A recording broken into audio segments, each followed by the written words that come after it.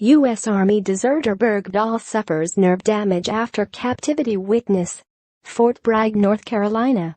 Reuters, U.S. Army Sergeant Brad Bergdahl suffers significant nerve damage as a result of malnutrition and torture while he was a prisoner of the Taliban after being captured in Afghanistan when he deserted his post in June 2009, defense witnesses said. The 31-year-old Bergdahl faces a possible sentence of life in prison after pleading guilty last month to desertion and misbehavior before the enemy. His defense this week has called a lineup of witnesses, including coworkers and military medical experts, in an effort to persuade a military judge not to send him to prison. Lieutenant Colonel Allen Larsen, a battalion surgeon who has examined the Idaho native, testified on Tuesday that Bergdahl suffers nerve damage.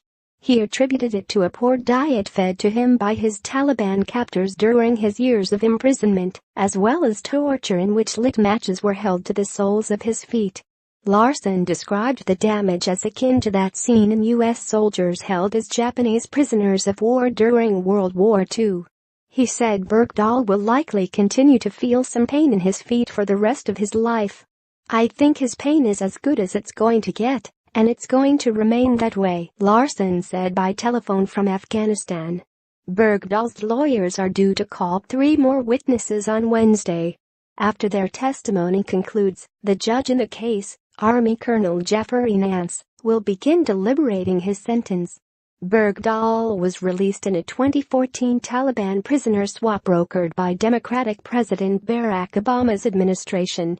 During last year's presidential campaign, Republican candidate Donald Trump called Bergdahl a no-good traitor who should have been executed. Nance has ruled that the comments by Trump, now president and commander-in-chief, had not affected the fairness of the court proceeding, but said he will consider them a mitigating factor. Prosecutors last week called multiple witnesses, including service members who described the hazards they faced in multiple hastily organized missions to rescue Bergdahl. Several were badly injured, including Master Sergeant Mark Allen, who was shot in the head, leaving him unable to speak or walk. Writing by Scott Malone. Editing by Jonathan Otis.